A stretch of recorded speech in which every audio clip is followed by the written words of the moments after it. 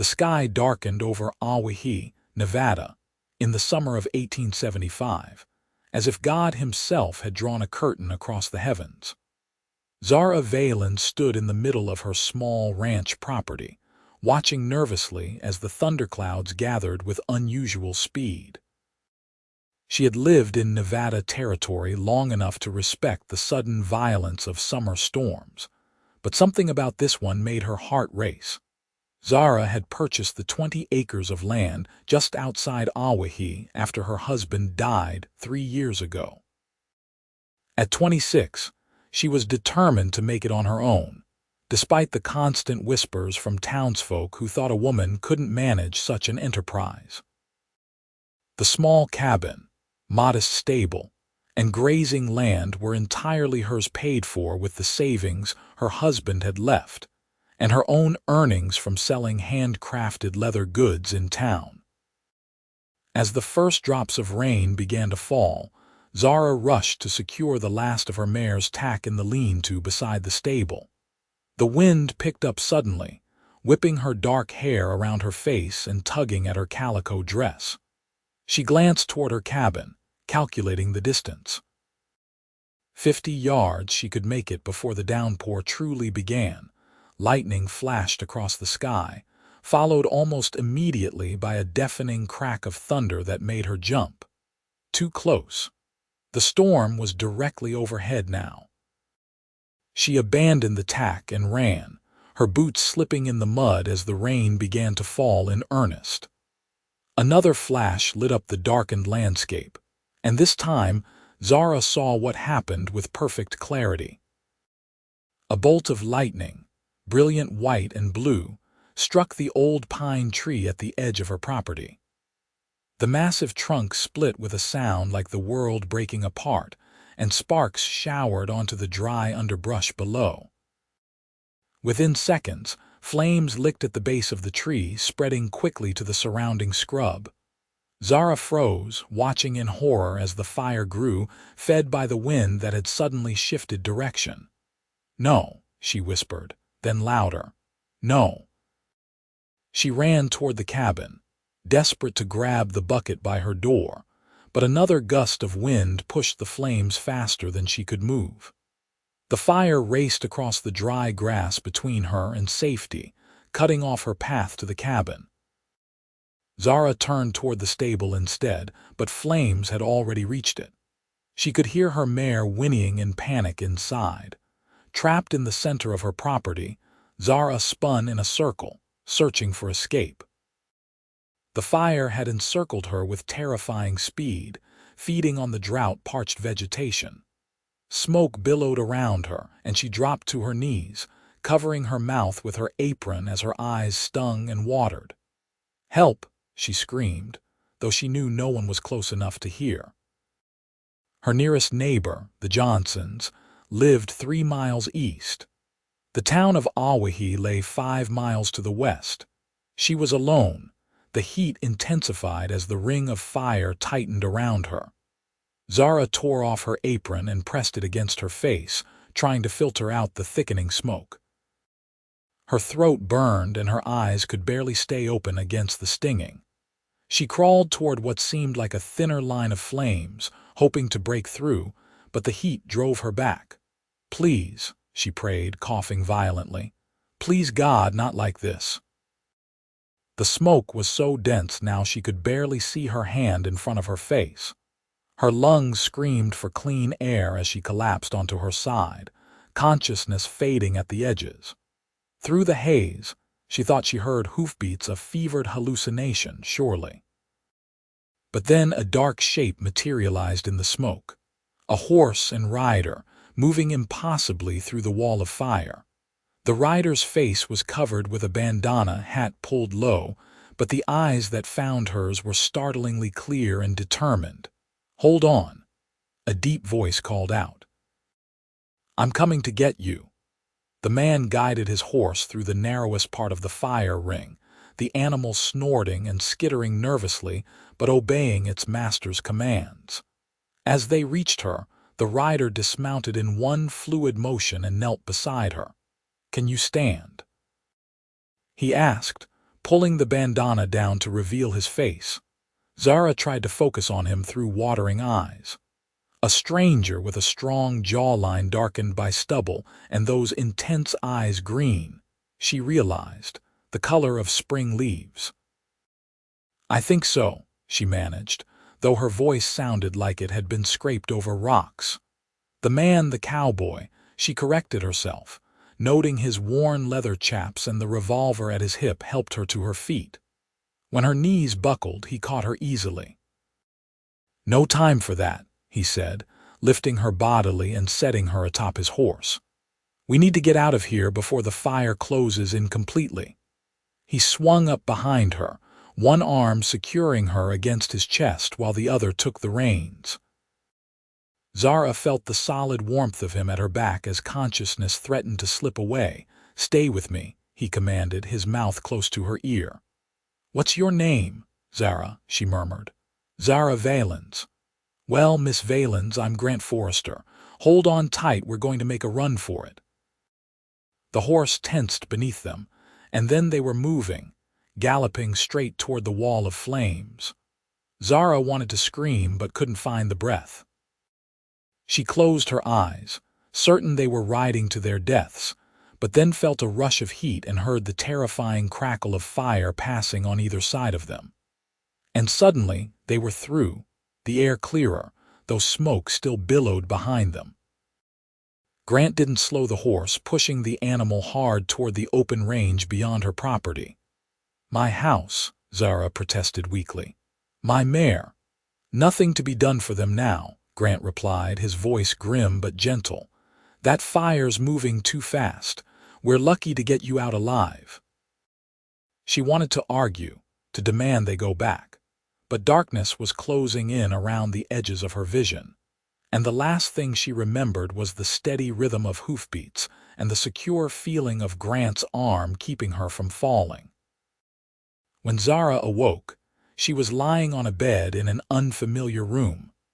Sunlight streamed through a window covered with simple muslin curtains. She blinked, trying to orient herself, when the memory of the fire crashed back into her consciousness. She sat up with a gasp, then immediately regretted it as pain lanced through her chest and a coughing fit overtook her. "Easy now," came a voice from the doorway. "Your lungs took quite a beating from that smoke." Grant Forrester stood there, holding a cup of something steaming. He looked different in the clear light, younger than she'd first thought, perhaps 30 or so, with brown hair that curled slightly where it touched his collar. His green eyes were even more striking than she remembered. "Where am I?" she asked, her voice a painful rasp. "My place." "About 3 miles north of where your property was." He emphasized the past tense gently but unmistakably. "I brought you here after the fire. You've been asleep for nearly a day." "A day." Zara pushed herself up against the headboard, noticing for the first time that she was wearing a man's shirt over her chemise. Her dress was nowhere to be seen. "My clothes. They were filthy with soot and smelled like a campfire," Grant explained, approaching to hand her the cup. "Mrs. Daniels from the next property over came by and helped get you cleaned up and changed. I stayed out of the way," he added quickly, a slight flush coloring his tanned face. "Thank you," Zara said, accepting the cup. It contained a herbal tea that smelled of mint and honey. "For saving my life." "And for this." She looked around the small but neat bedroom. "Though I can't impose on you, I need to get back, see what's left." "I rode out at first light to check," Grant said, pulling a chair beside the bed and sitting down. His expression was somber. "I'm sorry, Miss Valens. There's not much left to salvage. The cabin's gone, and the stable too." The reality of his words hit her like a physical blow.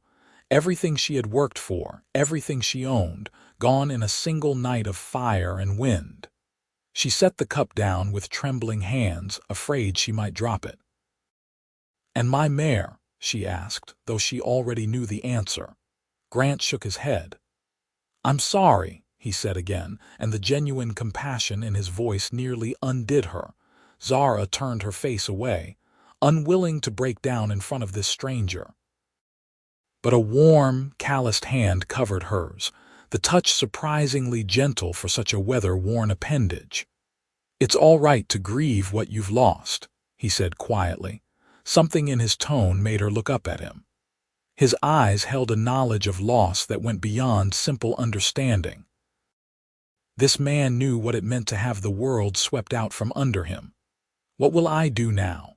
The question slipped out before she could stop it, vulnerable and raw. "First, you'll heal up. Then we'll figure out the rest." Grant stood, as if embarrassed by the moment of connection. "You're welcome to stay here until you get back on your feet. I've got the room, and it's the decent thing to do." "I can't accept charity," Zara protested, her pride flaring despite her circumstances.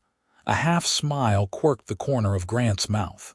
"Then don't call it charity. Call it neighborly assistance.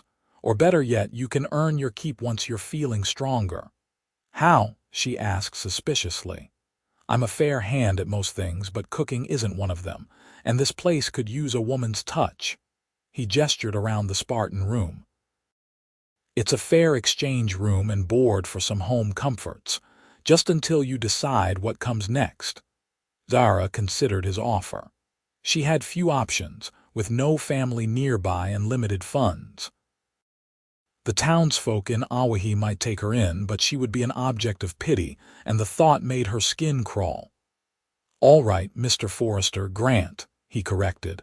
"Grant," she conceded. "I accept your offer temporarily, but I insist on contributing fairly." He nodded, seemingly pleased with her decision. "Good. Now drink your tea and rest some more. Dr. Hamilton will be by later to check on you." "You sent for a doctor?" Zara was surprised. Awahi's only physician was notoriously difficult to summon for anything short of imminent death. "I did." "Smoke inhalation is nothing to trifle with." Grant moved toward the door.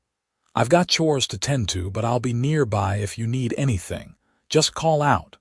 After he left, Zara sipped the tea and surveyed the room more carefully. It was simple but clean, with a chest of drawers, a washstand, and the bed she occupied. A small rag rug covered part of the wooden floor. No personal touches suggested it was Grant's room, which meant it was likely a spare. How many bedrooms did this house have?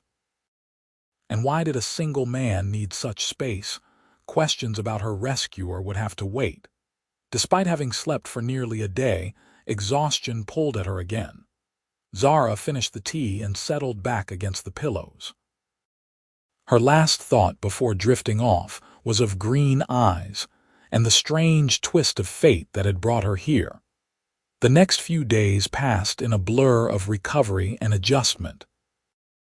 Dr. Hamilton confirmed that her lungs had suffered no permanent damage, though he recommended avoiding strenuous activity for at least a week. Grant proved to be a considerate if somewhat reserved host, giving Zara space while ensuring she had everything she needed. As her strength returned, Zara began to explore her temporary home. Grant's ranch was modest but well kept, with a main house built of sturdy logs, a barn, corral, and several outbuildings. He ran about 50 head of cattle and kept 6 horses quality stock that spoke of careful breeding and selection. On her 4th day there, Zara ventured to the kitchen and began taking inventory. The pantry was adequately stocked with staples, though the organization left much to be desired. By the time Grant returned from checking fence lines, she had prepared a simple supper of beef stew and biscuits. He stopped in the doorway, hat in hand, surprise evident on his face. "You didn't have to do this." "I told you I'd earn my keep," Zara replied, setting the table with the plain earthenware dishes she'd found. "Besides, I was going stir-crazy in that bedroom." Grant washed up at the pump outside before joining her at the table. His appreciation for the meal was obvious from the first bite, though he attempted to hide his enthusiasm with measured comments about the weather and cattle prices. It wasn't until the meal was nearly finished that he asked the question she'd been dreading. "Have you thought about what you'll do next?" Zara set down her spoon. "I've been considering my options. I have some money in the bank in Awahi, not much, but enough to perhaps rent a room in town while I look for work." "What kind of work did you do before you had your ranch?" Grant asked. "My husband and I ran a small freight business before he died. After that, I made and sold leather goods, saddle bags, belts, that sort of thing." She twisted her wedding ring, a habit she'd never broken even 3 years after Jacob's death. "I'm good with my hands and I'm not afraid of hard work." Grant nodded thoughtfully. "Awahi's growing with the silver mine expanding. I'm sure there's work for someone with your skills." "Perhaps," Zara agreed, though the prospect filled her with dread. She had cherished her independence on the ranch, answering to no one but herself.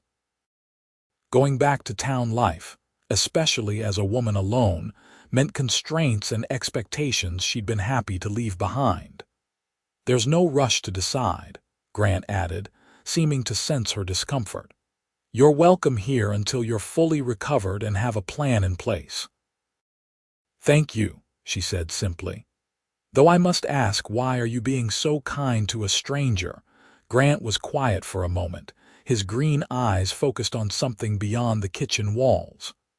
"I was riding back from Carson City when I saw the smoke. By the time I reached your property, the fire had nearly surrounded you." He met her gaze directly. "I did what anyone would do." "Not anyone would have ridden through fire," Zara countered softly. A shadow passed over his face. "Let's just say I understand what it means to lose everything in an instant. I wouldn't wish that fate on anyone if I could prevent it."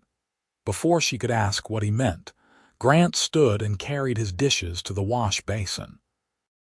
"That was the best meal I've had in this house," he said, changing the subject. "Thank you." Zara recognized the deflection but didn't press. Whatever ghosts haunted Grant Forrester, they were his to share or keep private as he chose. She had her own painful memories, after all ones she rarely discussed with anyone. As the days turned into a week, Zara and Grant fell into an unexpected but comfortable routine. She took charge of the household duties, cooking meals and bringing order to the bachelor's domain. Grant continued his ranching work, leaving at dawn and often returning after dusk.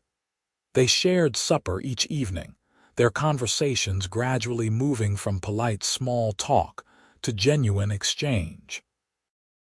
Zara learned that Grant had come to Nevada 5 years earlier from Montana, purchasing the ranch with money he'd saved working cattle drives.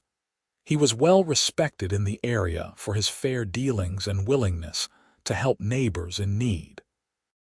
What he didn't share, and what Zara didn't ask about, was his life before Montana, or why he lived alone on a ranch clearly built for a family.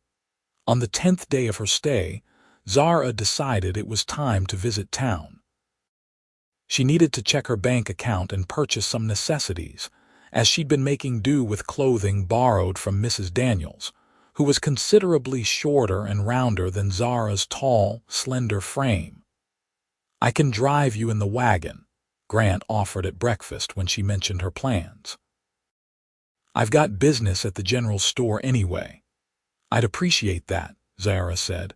"Though I warn you, people will talk if they see us arrive together." A smile tugged at the corner of Grant's mouth. "People always talk in small towns. Does that bother you?" "Not particularly," Zara replied honestly. "I stopped caring about Awahi gossip when half the town bet I wouldn't last 6 months on my own at the ranch."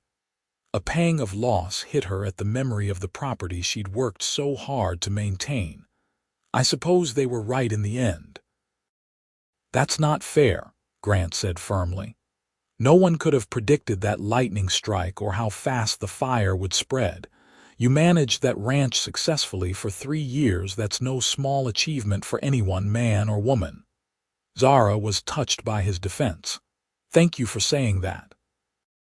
"It's just the truth," he said with a shrug, though his eyes held a warmth that sent an unexpected flutter through her chest. They set out for Awahi mid-morning. The town had grown considerably since the silver strike in '69, expanding from a dusty cluster of buildings to a proper settlement with boardwalks, a school, and even a small theater. As they drove down the main street, Zara noticed several new businesses had opened since her last visit. "The place is booming," Grant commented, guiding the team toward the hitching post outside the Mercantile. "Rumor is they might be getting a proper railroad spur next year." "Progress marches on," Zara said, not entirely sure if she considered it a good thing. She had appreciated the wildness of the territory when she'd first arrived with Jacob 6 years ago. Grant helped her down from the wagon, his hands strong and steady at her waist. The brief contact sent another flutter through her, one she firmly ignored. It had been 3 years since she'd felt a man's touch, and her reaction was nothing more than natural physical response, she told herself. "I'll meet you back here in 2 hours, he suggested. "That should give you time for your errands." "Perfect," Zara agreed, "and thank you again for the ride." As she walked toward the bank, Zara became acutely aware of the glances and whispers that followed her. News of the fire had clearly spread throughout town. By the time she reached the bank, she had been stopped 3 times by acquaintances expressing sympathy for her loss. The bank manager, Mr. Whitaker, was equally solicitous when she inquired about her account. "A terrible tragedy, Mrs. Valens," he said, adjusting his spectacles as he reviewed her balance. "I was most relieved to hear you survived the ordeal." "Thank you," Zara said, wishing people would stop looking at her with pity. "I'd like to withdraw $20, please." Mr. Whitaker's expression shifted to something less sympathetic and more concerned. "Of course.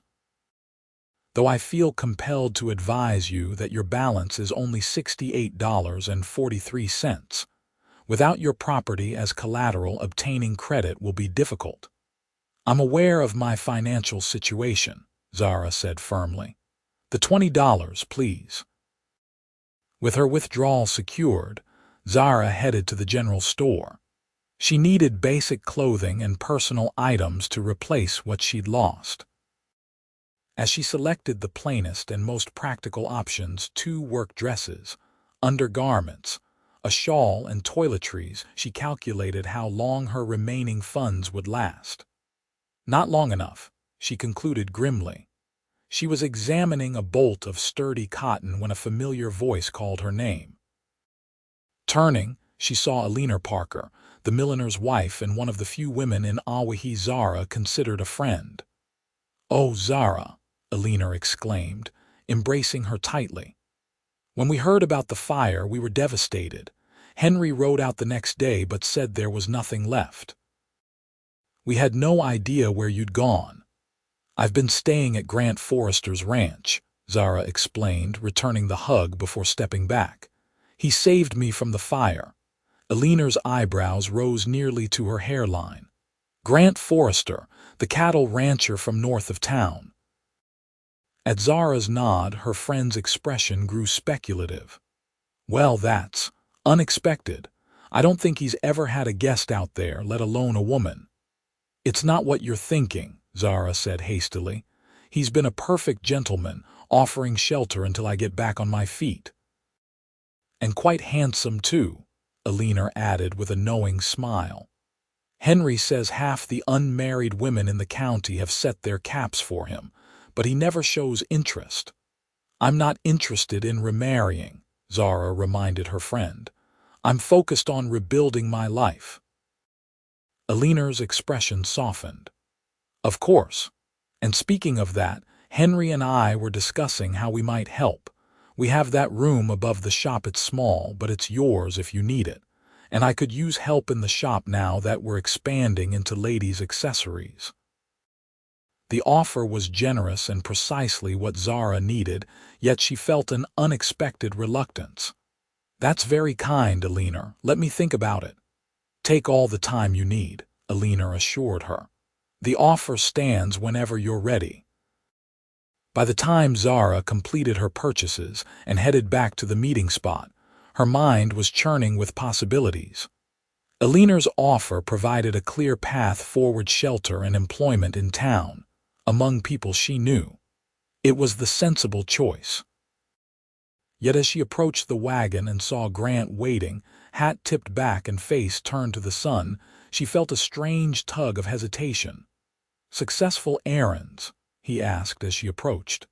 "Yes," Zara replied, holding up her parcels. "And I ran into Alina Parker. She and Henry offered me a room above their shop and work in the millinery." Something flickered across Grant's face, disappointment perhaps, before he nodded. "That's fortunate. The Parkers are good people."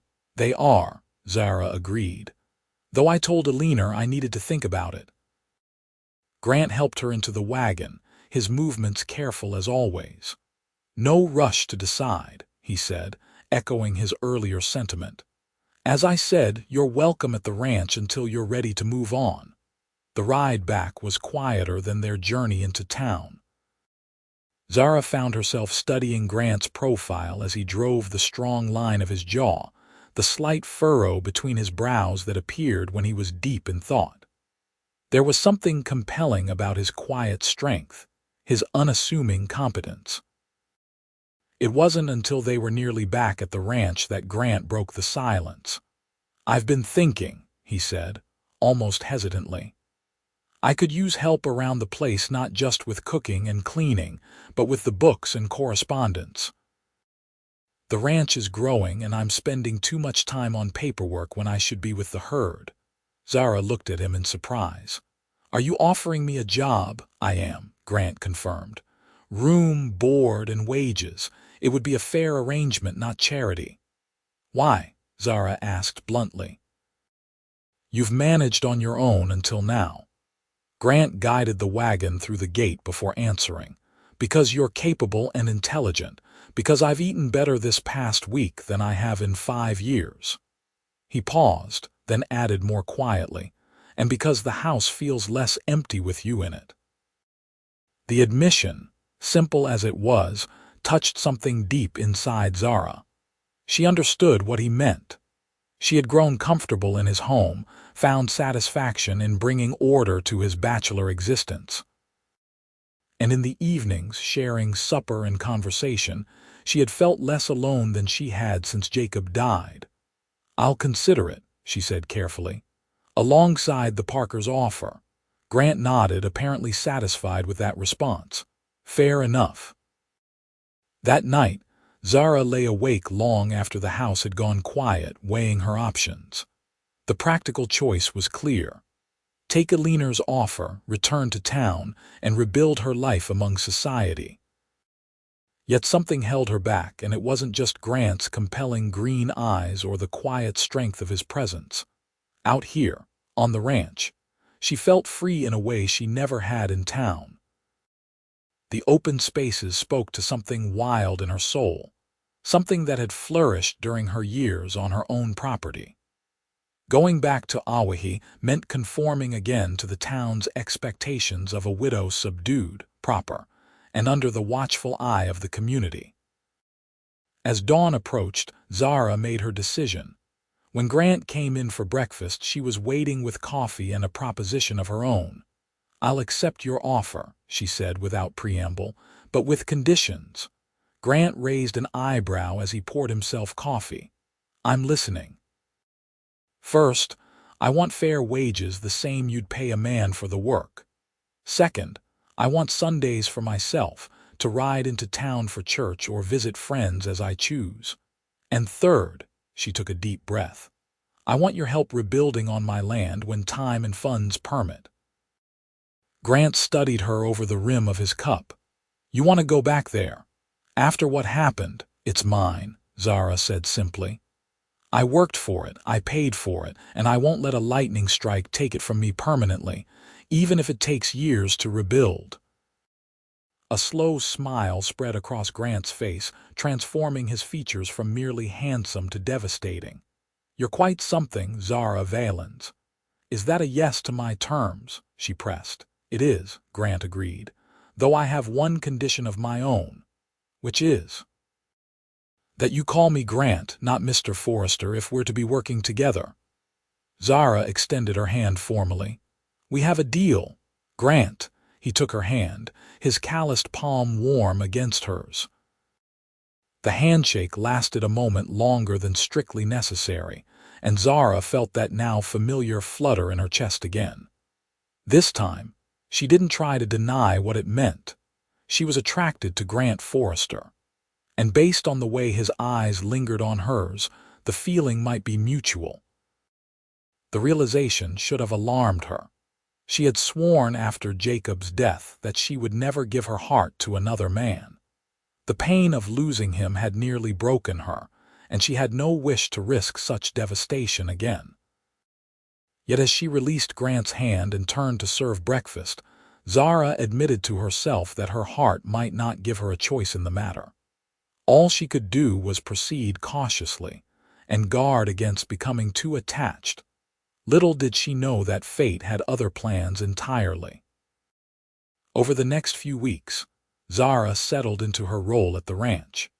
She brought order to Grant's chaotic record-keeping, established a proper household inventory, and continued transforming the bachelor homestead into something that felt more like a home. Each evening, they shared supper and conversation, gradually revealing more of themselves to each other. Zara learned that Grant had grown up in Virginia, the son of a horse breeder. He had fought briefly for the Confederacy during the war, more out of family obligation than conviction, and had headed west afterward, unable to stomach returning to a home transformed by defeat and reconstruction. He had worked his way across the country, taking whatever jobs he could find, until he'd saved enough to buy the Nevada ranch. "You have family back east?" Zara asked one evening as they sat on the porch, watching the sunset paint the mountains in shades of gold and purple. A shadow crossed Grant's face. "Not anymore. My parents died during the war. Typhoid took them both within weeks of each other. My younger brother was killed at Chancellorsville." "I'm so sorry," Zara said softly, understanding now the loss she had sensed in him from the beginning. "It was a long time ago," Grant replied, though his eyes said differently. "What about you? Any family?" Zara shook her head. "My parents died when I was 16. I had an aunt in St. Louis who took me in, but we never got along. When I was 18, I met Jacob, my husband. He was passing through on business, and he spoke so beautifully about the West that I married him 3 weeks later and never looked back." "That was brave," Grant commented. "Following a man you barely knew across the country." "Or foolish," Zara said with a small smile. "But Jacob was a good man. We had a good marriage, short as it was." "How did he die?" Grant asked gently. "If you don't mind my asking." Zara rarely spoke of Jacob's death, but something about the quiet evening and Grant's genuine interest made her want to share. "He was helping a neighbor repair a roof after a storm. The ladder broke and he fell. The doctor said he broke his neck. He was gone instantly." "A hard way to lose someone," Grant said. "No chance to say goodbye." "Yes." Zara twisted her wedding ring, a habit Grant had surely noticed by now. "Sometimes I think that was a mercy, though. No lingering, no suffering, just gone." She looked up at the darkening sky. "I was angry for a long time at God, at fate, at Jacob for being so careful in everything except that one moment. But eventually I realized anger wouldn't bring him back." Grant was silent for a moment. "Is that why you decided to keep the ranch going on your own? To prove something?" The question was perceptive enough to make Zara blink in surprise. "Partly," she admitted, "but also because I loved the land. I still do." She turned to look at him directly. "Have you been out to see it since the fire?" "I rode by last week," Grant said. The ground's already starting to recover. There's new growth coming up through the ash. Nature's resilience, Zara mused. I'd like to see it. We could ride out tomorrow if you'd like, Grant suggested. I can spare the morning. I'd like that, Zara agreed, feeling a spark of excitement at the prospect of seeing her land again. The next morning dawned clear and cool, a perfect September day. After an early breakfast, Grant saddled 2 horses, his own bay gelding, and a gentle mare he kept for occasional visitors. "She's not as spirited as your lost mare," he said as he helped Zara mount, "but she's sure-footed and reliable." "She'll do just fine," Zara assured him, settling into the saddle. It felt good to be on horseback again, and she realized how much she had missed the freedom of riding. They set out at an easy pace, following the trail that led east from Grant's property. The landscape was typical Nevada high desert sagebrush and rabbit brush, punctuated by stands of juniper and piñon pine. In the distance, the mountains rose blue and imposing against the sky. As they rode, Zara found herself studying Grant more openly than she had before. He sat his horse with the easy grace of a man born to the saddle, his body moving in perfect rhythm with the animal beneath him. The morning sun brought out auburn highlights in his brown hair, and the line of his jaw seemed even stronger in profile. He caught her looking and smiled, a quick flash of white teeth against his tanned skin. "What are you thinking about so intently?" Embarrassed at being caught staring, Zara scrambled for an acceptable response.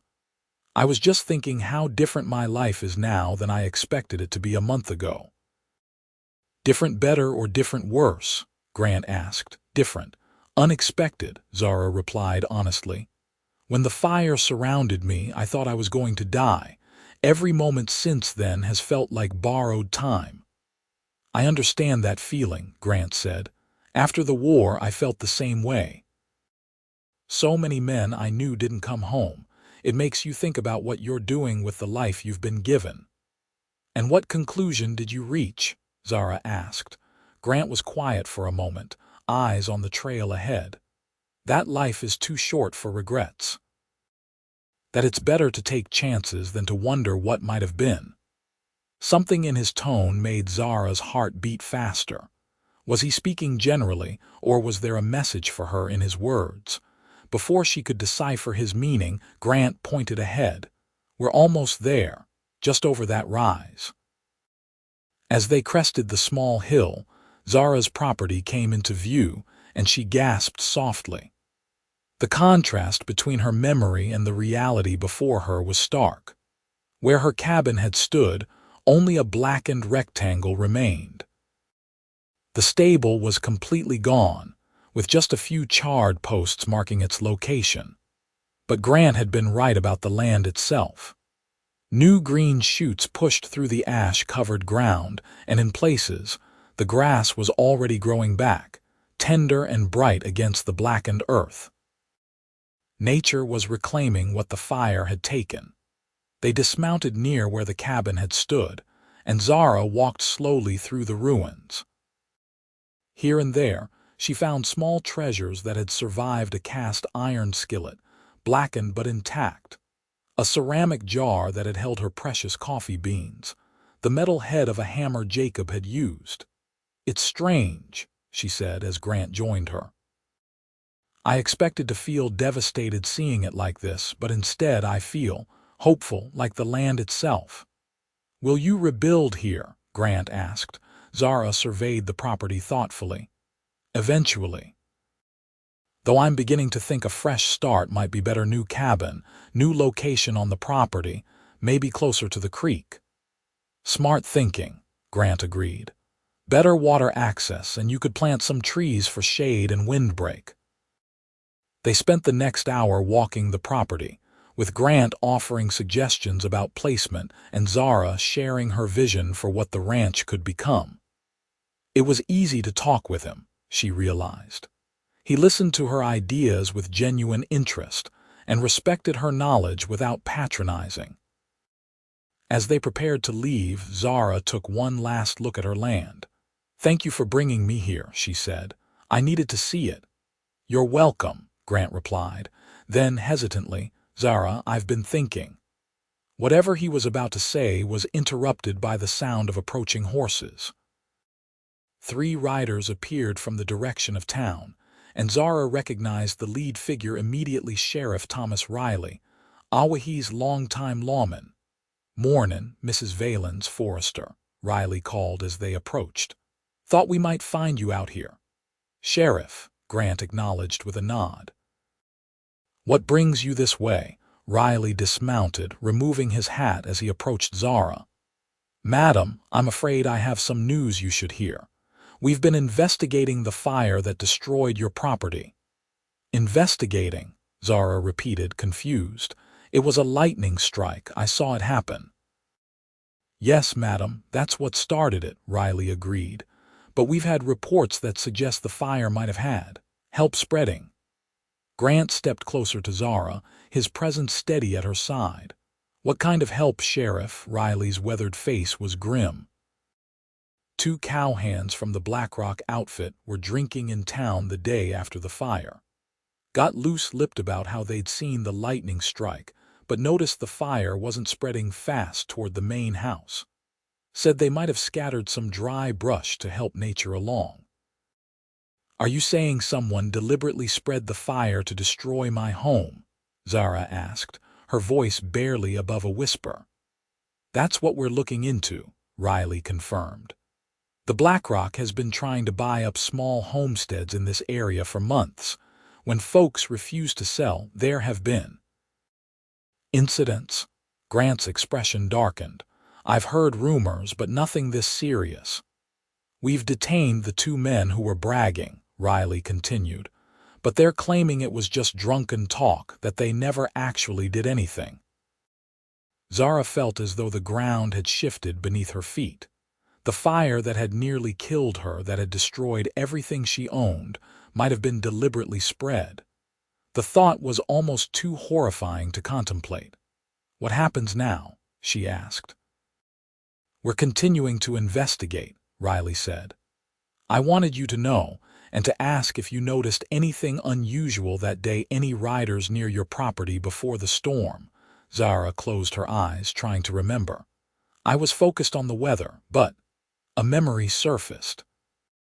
"Yes, I did see riders in the distance, heading north. I didn't think anything of it at the time." "Could you identify them if you saw them again?" Riley asked. "I don't think so," Zara admitted. "They were too far away and the storm was coming in fast." Riley nodded, replacing his hat. "Well, if you remember anything else, let me know. And Mrs. Valens," he added, his voice gentler, "I'm truly sorry about your loss. It's a shameful thing if men were involved in making it worse." After the sheriff and his deputies departed, Zara stood motionless, trying to process this new information.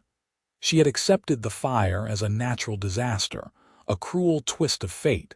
The idea that human malice might have played a role changed everything. "Zara." Grant's voice broke through her thoughts. "Are you all right?" "I almost died," she said, her voice shaking slightly. "If you hadn't come when you did. And now to think it wasn't just bad luck." Without warning, her knees gave way. Grant caught her before she could fall, his strong arms encircling her waist. Zara found herself pressed against his chest, her face buried in the solid warmth of his shoulder as the delayed shock finally hit her. "I've got you," Grant murmured, one hand moving to stroke her hair. "You're safe now." The gentleness in his touch undid her completely. For the first time since the fire, perhaps for the first time since Jacob died, Zara allowed herself to truly break down. She wept against Grant's shirt, her body shaking with the force of her sobs. And through it all, he simply held her, offering the silent comfort of his strength. When her tears finally subsided, Zara became acutely aware of their position, of his arms around her, of her hands clutching his shirt, of the steady beat of his heart beneath her cheek. She should step away, restore a proper distance between them, yet she couldn't bring herself to move. "I'm sorry," she whispered, not lifting her head. "I don't usually." "Don't apologize," Grant said firmly. "Not for this. Not ever." Slowly, reluctantly, Zara pulled back enough to look up at him.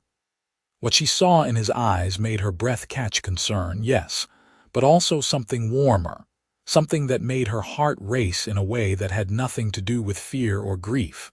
For one breathless moment she thought he might kiss her. Part of her, a larger part than she cared to admit, hoped he would. But Grant gently released her, though his hands lingered at her waist as if making sure she was steady on her feet. "We should head back," he said, his voice rougher than usual. "It's getting late." The ride back to Grant's ranch was quiet, each lost in their own thoughts. Zara's mind whirled with the sheriff's revelation, with the comfort of Grant's embrace, with the realization that her feelings for him were growing into something she couldn't ignore much longer. By the time they reached the ranch, the sun was high overhead. Grant helped her dismount, his hands careful at her waist. "I need to check the north pasture this afternoon," he said. "Will you be all right here alone? I can stay if you'd prefer." "I'll be fine," Zara assured him, touched by his concern. "Go tend to your cattle. I have plenty to keep me busy here." After Grant rode out, Zara threw herself into work, hoping physical activity would quiet her turbulent thoughts. She scrubbed the kitchen floor until it gleamed, reorganized the pantry, and started a stew for supper, all the while trying not to dwell on the feeling of Grant's arms around her, or the look in his eyes when she'd pulled away. It was foolish to develop feelings for him, she told herself sternly. They had an arrangement, a business relationship. Grant had been kind and generous, but that didn't mean he was interested in anything more. And even if that look had meant what she thought it might, Zara wasn't sure she was ready to open her heart again. Yet as she worked, memories of Jacob seemed less painful than they had been in years. The guilt she had carried for finding happiness after his death felt lighter somehow, as if the fire that had nearly claimed her life had also burned away some of her grief. By the time Grant returned at dusk, Zara had reached a decision. She wouldn't seek anything beyond friendship with him, but neither would she deny her feelings to herself. And if something more developed naturally between them, well, she would face that when the time came. "Something smells wonderful," Grant said as he entered the kitchen, hanging his hat on the peg by the door. "Beef stew," Zara replied, stirring the pot on the stove, "with the last of those potatoes from Mrs. Daniel's garden." "You spoil me," Grant said with a smile that reached his eyes. "I'll wash up and be right back." As they ate supper, Grant told her about the cattle he'd checked and the plans for moving the herd to winter pasture in the coming months. Zara listened, asking questions and offering suggestions. It felt comfortable, domestic even, and she could almost imagine this being her life, permanently sharing meals and days with this man, building something together. "Zara," Grant said after a brief lull in conversation, "I've been thinking about what the sheriff said today." "About the Blackrock hands?" Zara asked, her mood sobering at the reminder. Grant nodded. "I don't like the idea of you being a target if they decide to finish what they started. I know you want to rebuild on your land eventually, but until this situation is resolved." "You think I should stay here?" Zara finished for him. "I think you should stay where you're safe," Grant corrected. "Whether that's here or in town with the Parkers or somewhere else entirely. But yes, I'd prefer to know you're not alone out there, especially with men like that still running free." His concern warmed her, even as she bristled slightly at the implication she couldn't protect herself. "I managed on my own for 3 years, Grant." "I know you did," he said quickly. "And I have no doubt you could do so again. But there's no shame in accepting help when the situation calls for it. That's not weakness, it's wisdom." Zara considered his words. He wasn't wrong if the Blackrock hands had deliberately spread the fire once. They might try again if she rebuilt.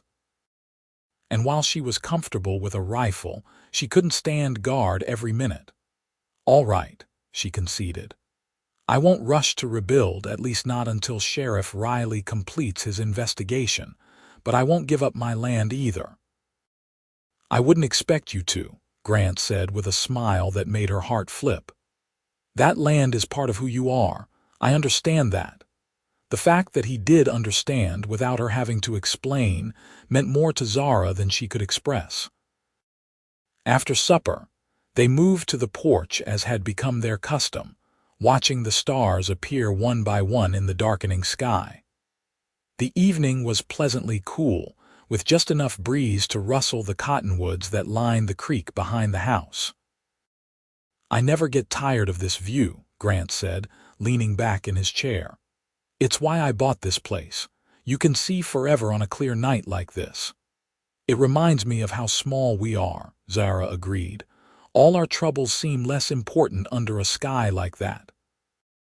Grant turned to look at her, his expression thoughtful. "When I found you in that fire, surrounded by smoke and flame, I thought I was too late. And when I realized you were still alive, I don't think I've ever felt relief like that before." The quiet intensity in his voice made Zara's breath catch. "Why are you telling me this now?" "Because today, seeing you at your land, watching you face what happened, I realized something." Grant leaned forward in his chair. "Life is unpredictable, Zara. One day you're going about your business and the next, everything changes. I don't want to have regrets about things left unsaid." "What are you trying to say, Grant?"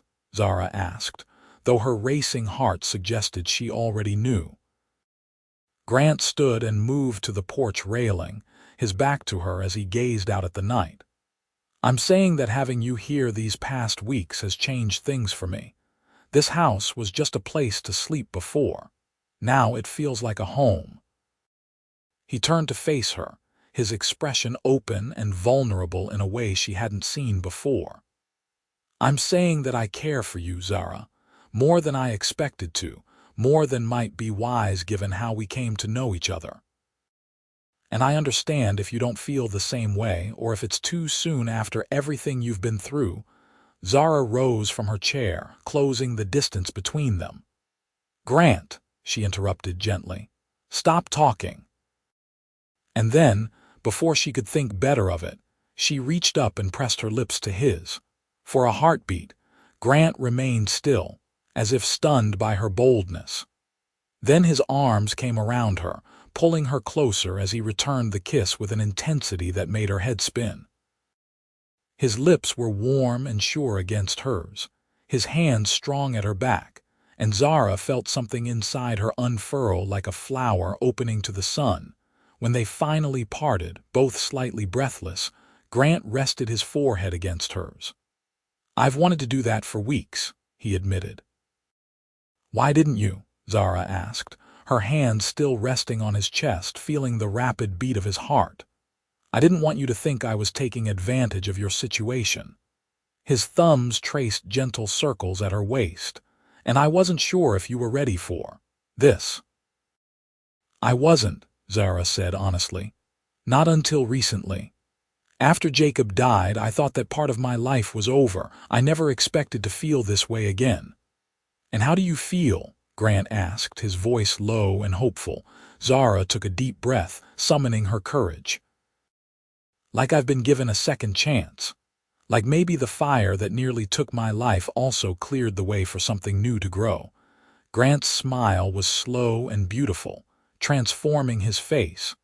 "That's quite poetic for a practical woman like you." "You bring it out in me, apparently," Zara replied, returning his smile. He kissed her again, more gently this time, his hands cradling her face as if she were something precious. When they parted, the look in his eyes made her feel both vulnerable and safe, a paradox she couldn't quite explain. "What happens now?" she asked softly. "Whatever we want to happen," Grant replied. "There's no rush, Zara. We have time to figure this out together." The promise in those words together settled around her like a warm blanket. For the first time in years, Zara allowed herself to imagine a future that included not just independence and work, but love as well. It was terrifying and exhilarating all at once. As if reading her thoughts, Grant added, "I'm not asking for promises tonight. Just the chance to see where this leads." "I'd like that," Zara said, her heart full. "Very much." They stayed on the porch until the night grew cool, talking and sharing occasional kisses, learning this new dimension of their relationship. When Zara finally retired to her room, she fell asleep with a smile on her lips and hope in her heart, a feeling she had thought lost to her forever. The next few weeks brought changes both subtle and profound to life at the ranch. Grant and Zara continued their daily routines, but now with the added sweetness of stolen kisses in the kitchen, hands clasped as they walked to the barn, an evening spent in conversation that grew increasingly intimate and revealing.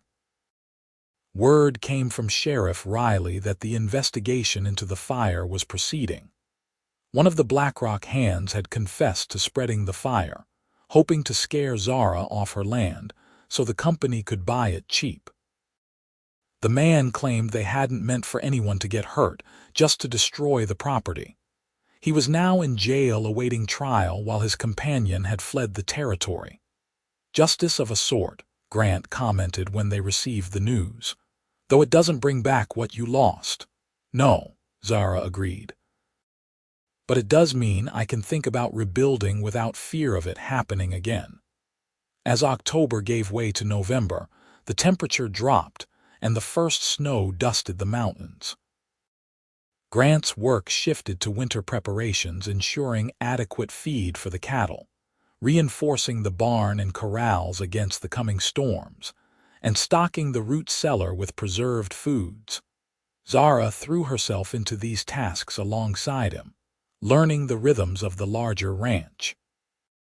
Her sewing skills proved valuable as she repaired harnesses and blankets, and her organized approach to household management ensured they would be comfortable through the winter months. On a crisp Saturday morning, as Zara was inventorying the pantry, Grant appeared in the doorway with an air of barely contained excitement. "I have a surprise for you," he announced. "Can you spare an hour to come with me?" "Of course," Zara replied, curious. "What kind of surprise?" "If I told you, it wouldn't be a surprise," Grant said with a grin. "Grab your coat. We're taking the wagon." Intrigued, Zara did as instructed, climbing into the wagon beside Grant. He headed east, but instead of taking the trail toward her property, he turned north at the creek crossing, following a less traveled path that wound through a stand of cottonwoods. "Where are we going?" Zara asked as the trees thinned to reveal a small clearing. "Here," Grant said, bringing the wagon to a stop. "What do you think?" Zara looked around, confused at first. The clearing was pretty enough, with the creek running along one side and the cottonwoods providing shelter from the prevailing winds. A flat area near the center would make a good building site, and the southern exposure would ensure plenty of sunlight. Understanding dawned slowly. "Are you suggesting that you could build here?" Grant finished for her.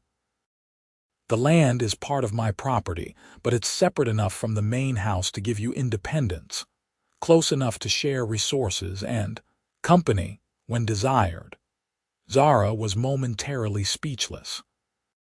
The location was perfect, better than her original property in many ways, with reliable water and natural protection from the elements. And the symbolism of the offer wasn't lost on her either. Grant was giving her a place of her own while inviting her to remain close to him. "It's beautiful," she said finally, "but I can't accept such a gift, Grant. It's too much." "It's not a gift," he corrected gently. "Consider it a long-term lease with payment to be determined, or a partnership arrangement. The specifics don't matter to me, Zara." What matters is that you have a place you can call your own, where you can rebuild your life." She studied his face, searching for any hint of ulterior motive, but saw only sincerity and that warmth that had become so dear to her. "And if what's growing between us doesn't work out, what then?"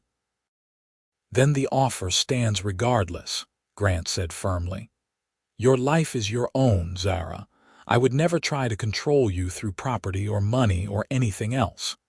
If you decide tomorrow that you want nothing more to do with me romantically, this spot is still yours to build on. That's a promise." His answer removed the last of her hesitation. Grant understood her need for independence, her fear of being trapped or beholden. That understanding, more than anything, convinced her of the depth of his feelings. "In that case," Zara said, a smile spreading across her face, "I accept. Though I'll insist on proper terms of fair lease or partnership agreement, written and signed."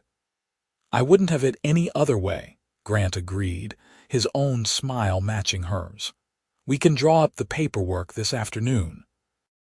Impulsively, Zara leaned over and kissed him, pouring her gratitude and growing affection into the gesture.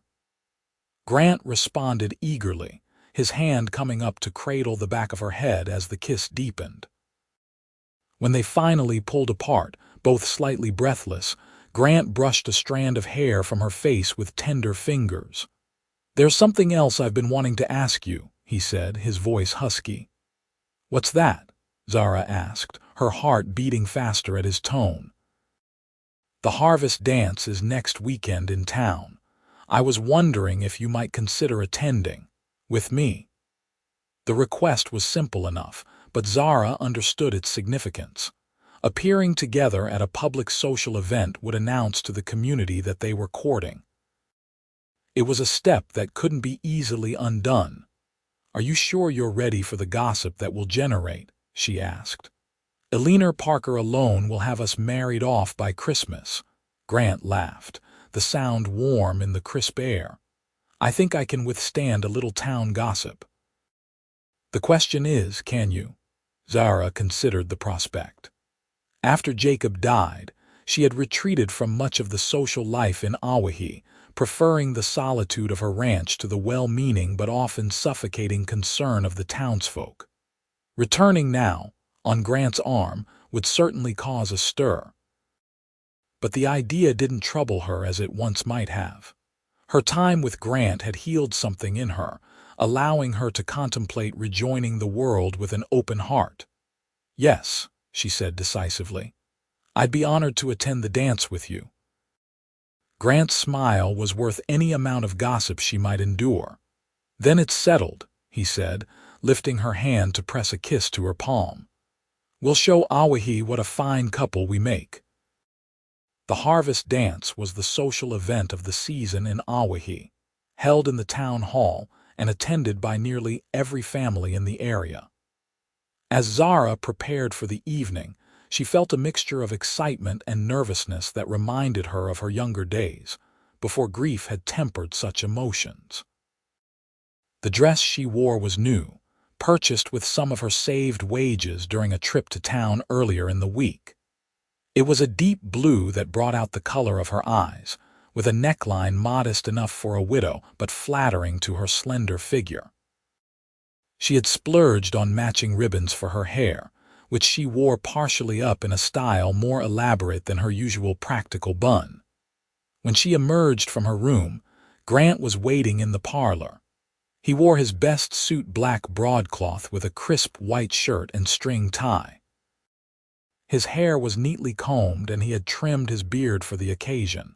The sight of him, so handsome and clearly nervous, made Zara's heart swell with affection. "You look beautiful," he said, his voice low with appreciation. "That color suits you." "Thank you," Zara replied, feeling a blush warm her cheeks. "You're quite handsome yourself." Grant offered his arm with a formal bow that made her laugh. "Shall we, Miss Valens?" "We shall, Mr. Forrester," she responded, placing her hand on his arm. The ride to town was filled with anticipation. As they approached the brightly lit town hall, Zara could hear the music and laughter spilling out into the night. For a moment, she hesitated, suddenly uncertain about facing so many people after her long semi-seclusion. "We don't have to stay long if you're uncomfortable," Grant said, reading her expression with uncanny accuracy. "Just say the word and we'll make our excuses." His consideration touched her deeply. "I'll be fine," she assured him. "Just first dance nerves, I suppose." "Well then, let me help with those." Grant leaned over and kissed her softly, a brief but tender gesture that settled her nerves better than any words could have. As they entered the hall, Zara was immediately struck by the transformation of the normally utilitarian space. Paper lanterns hung from the rafters, casting a warm glow over the proceedings. Autumn leaves and corn husks decorated the walls, and trestle tables laden with food and drink lined one side of the room. A small band played on a raised platform at the far end, while couples twirled across the wooden dance floor. Their arrival did not go unnoticed. Conversations paused briefly as heads turned in their direction, and Zara could practically feel the speculation radiating from the assembled townsfolk. But before discomfort could set in, Eleanor Parker approached, her round face beaming with delight. "Zara, Grant, I'm so glad you came," she exclaimed, embracing Zara warmly. "And together, no less. How wonderful! Good evening, Mrs. Parker," Grant said politely, tipping his hat to the milliner's wife. "The decorations are lovely. You've outdone yourself this year." "Oh, I can't take all the credit," Eleanor demurred, though her pleasure at the compliment was evident. "The school children made most of the paper chains. But never mind that. I want to hear how you two are getting along. Zara, you must tell me everything later." "Perhaps not everything, Eleanor," Zara replied with a smile, "but I promise we'll catch up soon." With that diplomatic response, they moved further into the hall, greeting acquaintances and neighbors along the way. To Zara's relief, most people were welcoming rather than intrusive, expressing genuine pleasure at seeing her recovering from the tragedy of the fire. When the band struck up a waltz, Grant turned to Zara with an expectant smile. "May I have this dance, Miss Valens?" "You may," she replied, placing her hand in his. As Grant led her onto the dance floor, Zara felt a moment of panic. It had been years since she had danced, and she wasn't sure she remembered the steps. But as soon as Grant's hand settled at her waist and they began to move, her body remembered what her mind had forgotten. They glided across the floor in perfect harmony, as if they had been dancing together for years rather than minutes. "You dance beautifully," Grant murmured, his eyes never leaving hers. "Where did you learn?" "My father insisted on lessons when I was young," Zara explained. "He said a lady should know how to waltz, even if she lived on a farm in Missouri. What about you? I wouldn't have expected a cattle rancher to be so accomplished." Grant's smile turned wistful. "My mother taught my brother and me. She said no son of hers would embarrass a lady on the dance floor, no matter where life took us." "She taught you well," Zara said softly, moved by this glimpse into his past. "Yes, she did." Grant's expression grew more serious. "She would have liked you, Zara, very much." The simple statement, delivered with such certainty, touched Zara deeply. That Grant could imagine her meeting his family, could picture her fitting into the life he had lost, spoke volumes about his feelings for her. As the evening progressed, Zara found herself genuinely enjoying the social interaction. She danced several more times with Grant, and once with Henry Parker, who told her how pleased he was to see her looking so well. She caught up with Eleanor and several other women friends, sharing news and laughter in a way she hadn't for far too long. Throughout it all, Grant was a steady, reassuring presence at her side. He didn't hover or try to manage her conversations, but he was always there when she glanced around, his eyes meeting hers across the room with a warmth that made her feel both protected and free. It was nearly midnight when they finally took their leave, Zara pleasantly tired from dancing and conversation. As they drove back to the ranch under a canopy of stars, she leaned against Grant's shoulder, content in a way she had not expected to feel again. "Thank you for tonight," she said. "I didn't realize how much I'd missed being part of the community."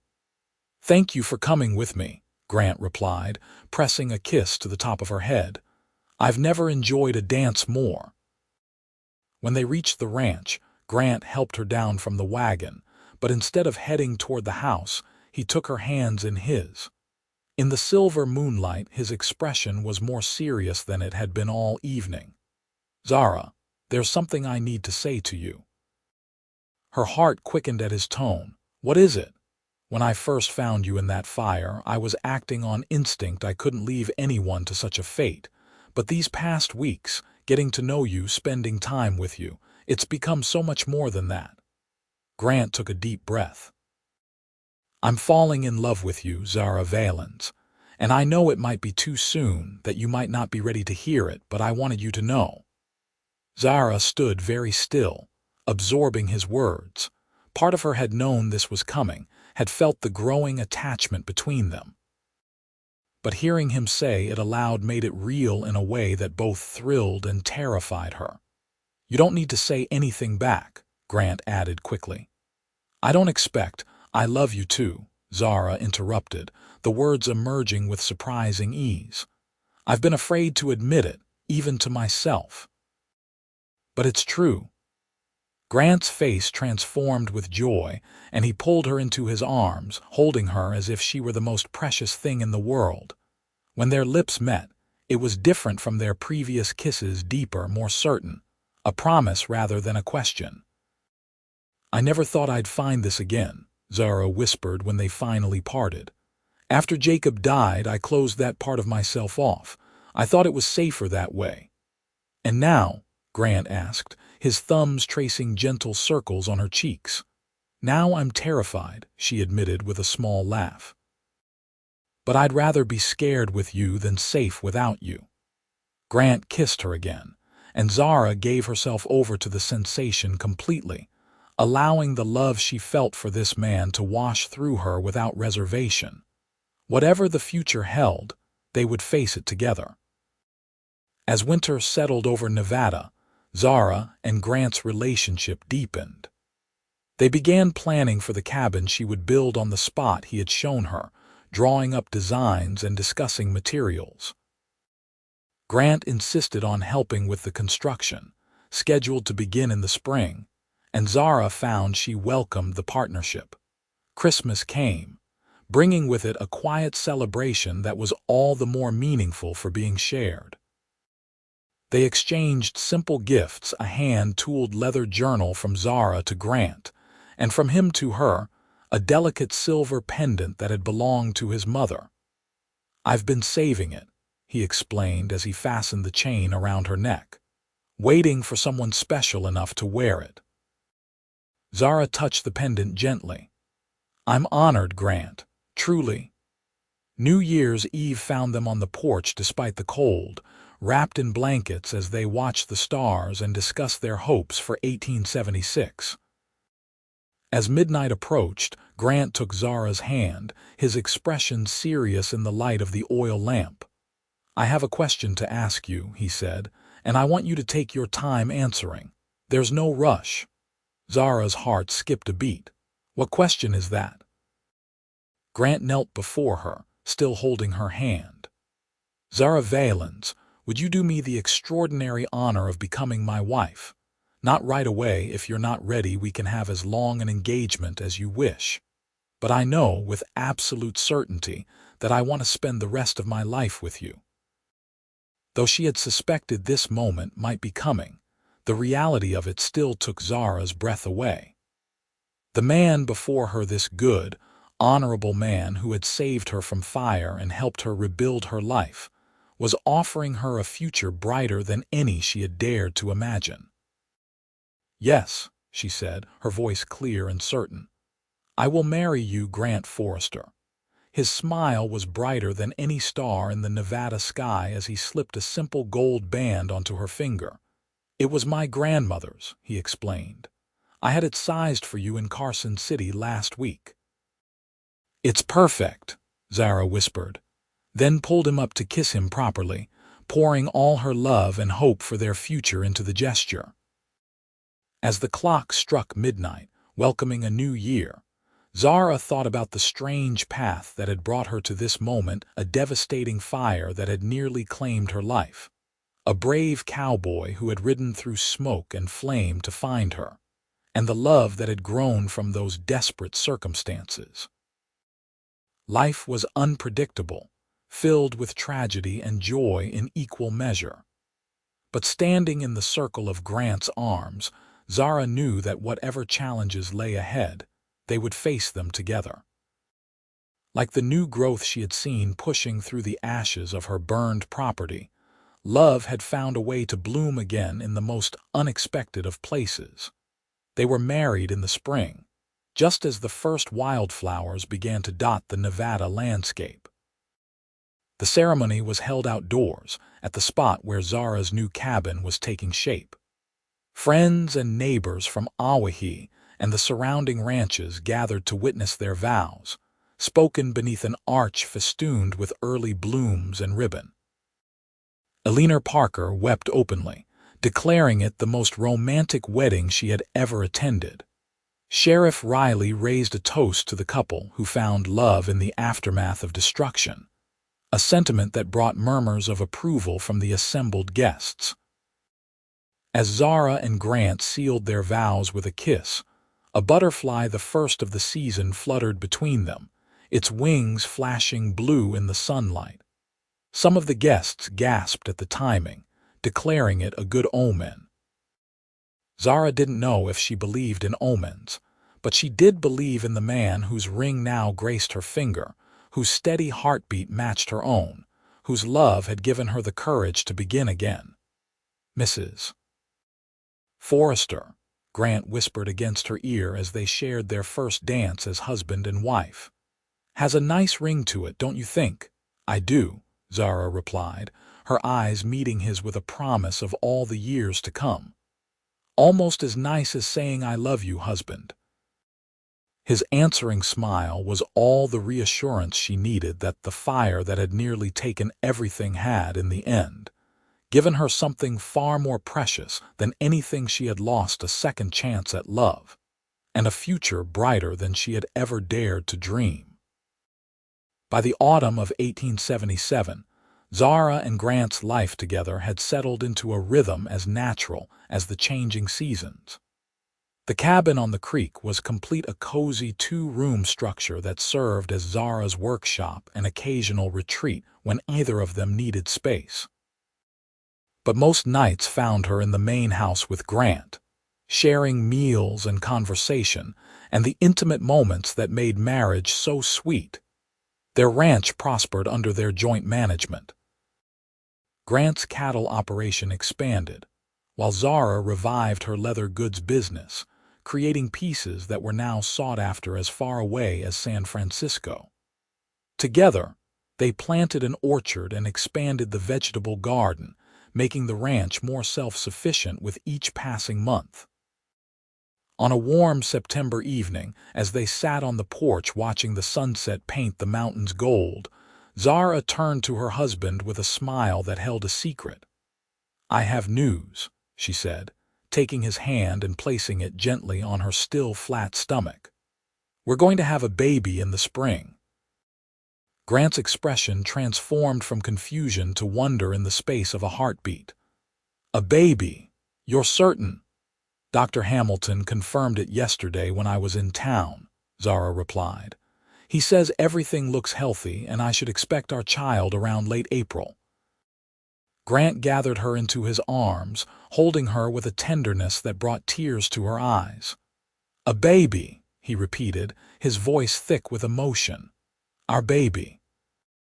As they sat entwined in the gathering dusk, Zara thought about the strange journey that had brought them to this moment of perfect happiness. A lightning strike, a raging fire, a cowboy's courage, all pieces of a puzzle that had seemed like disaster at the time but had ultimately led to the greatest joy she had ever known. "What are you thinking about?" Grant asked, noticing her thoughtful expression. "About how sometimes the worst moment of your life can lead to the best," Zara replied, leaning into his embrace. "If not for that fire, we might never have met." "I like to think we would have found each other somehow," Grant said, pressing a kiss to her temple. "Some things are just meant to be." As the first stars appeared in the darkening sky, Zara Forrester allowed herself to believe that perhaps he was right. Perhaps this love, this life they were building together, had indeed been written in the stars all along, waiting for a lightning strike and a courageous cowboy to set it all in motion.